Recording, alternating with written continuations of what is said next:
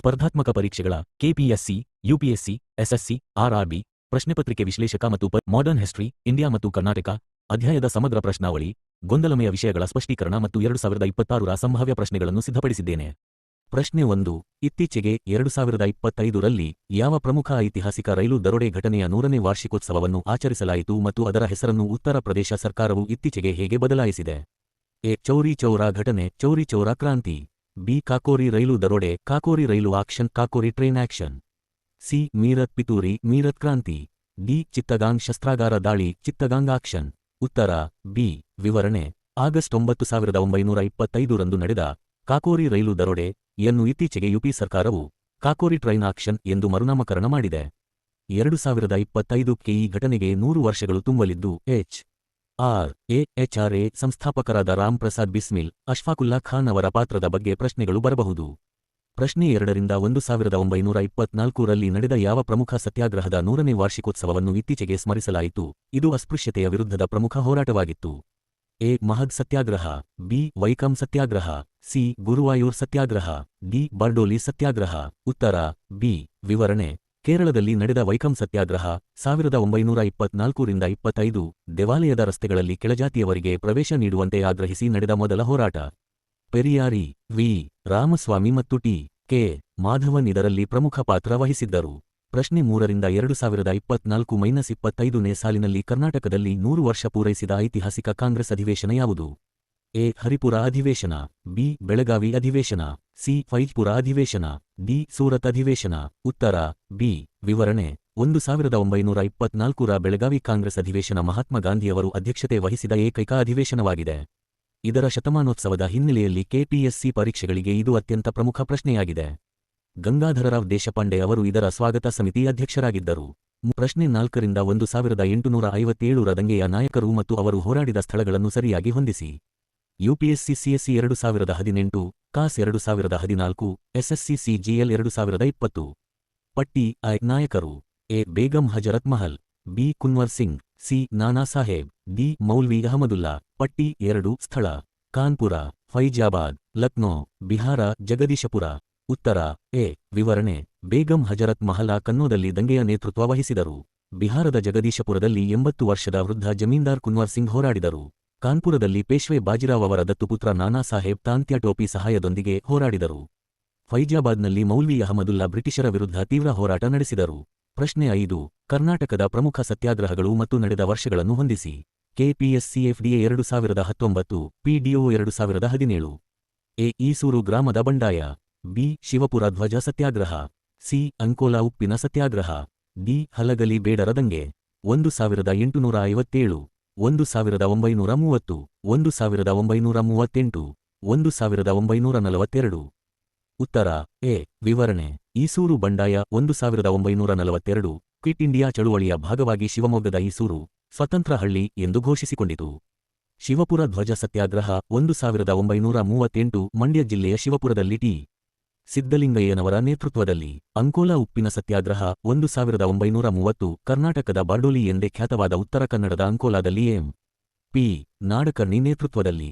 ಹಲಗಲಿ ಬೇಡರ ದಂಗೆ 1857 ಶಸ್ತ್ರಾಸ್ತ್ರ ಕಾಯ್ದೆ ವಿರೋಧಿಸಿ ಮುಧೋಳ ಸಂಸ್ಥಾನದ ಹಲಗಲಿಯಲ್ಲಿ ಬೇಡರು ದಂಗೆ ಎದ್ದರು. ಪ್ರಶ್ನೆ 6ರಿಂದ 1935ರ ಭಾರತ ಸರ್ಕಾರ ಕಾಯ್ದೆಗೆ ಗವರ್ಮೆಂಟ್ ಆಫ್ ಇಂಡಿಯಾ ಆಕ್ಟ್ 1935 ಸಂಬಂಧಿಸಿದಂತೆ ಈ ಕೆಳಗಿನ ಹೇಳಿಕೆಗಳನ್ನು ಪರಿಗಣಿಸಿ. ಯುಪಿಎಸ್ಸಿ ಸಿಎಸ್ಸಿ 2021, ಕಾಸ್ 2020, ಸ 2019. ಇದು ಪ್ರಾಂತ್ಯಗಳಲ್ಲಿ ದ್ವಿಮುಖ ಸರ್ಕಾರವನ್ನು ಡ್ಯಾಕಿ ರದ್ದುಪಡಿಸಿತು ಮತ್ತು ಪ್ರಾಂತೀಯ ಸ್ವಾಯತ್ತತೆಯನ್ನು ಪ್ರೊವಿನ್ಷಿಯಲ್ ಆಟೋನಮಿ ಪರಿಚಯಿಸಿತು. ಇದು ಕೇಂದ್ರದಲ್ಲಿ ದ್ವಿಮುಖ ಸರ್ಕಾರವನ್ನು ಪರಿಚಯಿಸಿತು. ಅಖಿಲ ಭಾರತ ಒಕ್ಕೂಟದ ಆಲ್ ಇಂಡಿಯಾ ಫೆಡರೇಷನ್ ಸ್ಥಾಪನೆಗೆ ಅವಕಾಶ ಕಲ್ಪಿಸಿತು. ಮೇಲಿನ ಹೇಳಿಕೆಗಳಲ್ಲಿ ಯಾವುದು ಸರಿಯಾಗಿದೆ? ಎ. 1 ಮತ್ತು 2 ಮಾತ್ರ. ಬಿ. 2 ಮತ್ತು 3 ಮಾತ್ರ. ಸಿ. 1 ಮತ್ತು 3 ಮಾತ್ರ. ಡಿ. 1, 2 ಮತ್ತು 3. ಉತ್ತರ ಡಿ. ವಿವರಣೆ: 1935ರ ಕಾಯ್ದೆಯು ಭಾರತದ ಸಂವಿಧಾನಕ್ಕೆ ಅತಿದೊಡ್ಡ ಮೂಲವಾಗಿದೆ. 1919ರ ಕಾಯ್ದೆಯಡಿ ಪ್ರಾಂತ್ಯಗಳಲ್ಲಿದ್ದ ಡಯಾರ್ಕಿಯನ್ನು ರದ್ದುಪಡಿಸಿ ಕೇಂದ್ರದಲ್ಲಿ ಜಾರಿಗೆ ತರಲಾಯಿತು. ಭಾರತೀಯ ರಿಸರ್ವ್ ಬ್ಯಾಂಕ್ ಸ್ಥಾಪನೆ, ಫೆಡರಲ್ ಕೋರ್ಟ್ ಸ್ಥಾಪನೆ ಮತ್ತು ಅಖಿಲ ಭಾರತ ಒಕ್ಕೂಟದ ಪ್ರಸ್ತಾಪ ರಾಜರು ಒಪ್ಪದ ಕಾರಣ ಜಾರಿಗೆ ಬರಲಿಲ್ಲ ಈ ಕಾಯ್ದೆಯ ಪ್ರಮುಖ ಲಕ್ಷಣಗಳಾಗಿವೆ. 3 ಹೇಳಿಕೆಗಳು ಸರಿಯಾಗಿವೆ. ಪ್ರಶ್ನೆ 7. ಬ್ರಹ್ಮ ಸಮಾಜಕ್ಕೆ ಸಂಬಂಧಿಸಿದಂತೆ ಸರಿಯಾದ ಹೇಳಿಕೆಯನ್ನು ಗುರುತಿಸಿ. UPSC CDS 2018, SDA 2021. ಇದು ವಿಗ್ರಹಾರಾಧನೆ ಮತ್ತು ಬಹುದೇವತಾರಾಧನೆಯನ್ನು ವಿರೋಧಿಸಿತು. ಇದು ವೇದಗಳು ದೋಷರಹಿತವೆಂದು ಇನ್ಫಾಲಿಬಲ್ ಪ್ರತಿಪಾದಿಸಿತು. ಎ 1 ಮಾತ್ರ ಸರಿ, ಬಿ 2 ಮಾತ್ರ ಸರಿ, ಸಿ 1 ಮತ್ತು 2 2 ಸರಿ, ಡಿ 2 ತಪ್ಪಾಗಿವೆ. ಉತ್ತರ ಎ. ವಿವರಣೆ: ರಾಜಾ ರಾಮ್ ಮೋಹನ್ ರಾಯ್ ಸ್ಥಾಪಿಸಿದ ಬ್ರಹ್ಮ ಸಮಾಜವು ಏಕದೇವತಾರಾಧನೆಯನ್ನು ಬೆಂಬಲಿಸಿತು ಮತ್ತು ಮೂರ್ತಿಪೂಜೆಯನ್ನು ವಿರೋಧಿಸಿತು. ಹೇಳಿಕೆ 1 ಸರಿ. ಆದರೆ ವೇದಗಳು ದೋಷರಹಿತ ಎಂದು ಪ್ರತಿಪಾದಿಸಿದ್ದು ಸ್ವಾಮಿ ದಯಾನಂದ ಸರಸ್ವತಿಯವರ ಆರ್ಯ ಸಮಾಜವೇ ಹೊರತು ಬ್ರಹ್ಮ ಸಮಾಜವಲ್ಲ.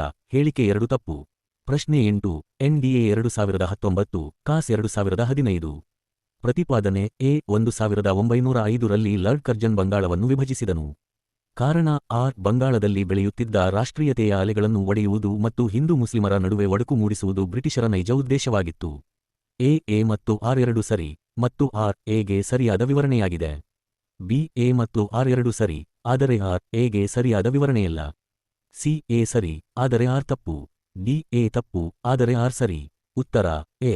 ವಿವರಣೆ: ಆಡಳಿತಾತ್ಮಕ ಅನುಕೂಲಕ್ಕಾಗಿ ಬಂಗಾಳವನ್ನು ವಿಭಜಿಸುತ್ತಿರುವುದಾಗಿ ಲಾರ್ಡ್ ಕರ್ಜನ್ ಹೇಳಿಕೊಂಡಿದ್ದರು.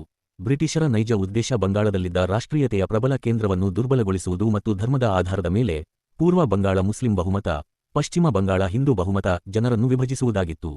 ಪ್ರಶ್ನೆ 9 ಮಹಾತ್ಮ ಗಾಂಧಿಯವರ ಆರಂಭಿಕ ಸತ್ಯಾಗ್ರಹಗಳನ್ನು ಸರಿಯಾದ ಕಾಲಾನುಕ್ರಮದಲ್ಲಿ ಜೋಡಿಸಿ. UPSC CSE 2017, SSC CHSL 2021, ಸ 2022. ಅಹಮದಾಬಾದ್ ಗಿರಣಿ ಕಾರ್ಮಿಕರ ಮುಷ್ಕರ, ಚಂಪಾರಣ್ ಸತ್ಯಾಗ್ರಹ, ರೌಲತ್ ಸತ್ಯಾಗ್ರಹ, ಖೇಡಾ ಸತ್ಯಾಗ್ರಹ. ಎ. ಉತ್ತರ ಬಿ.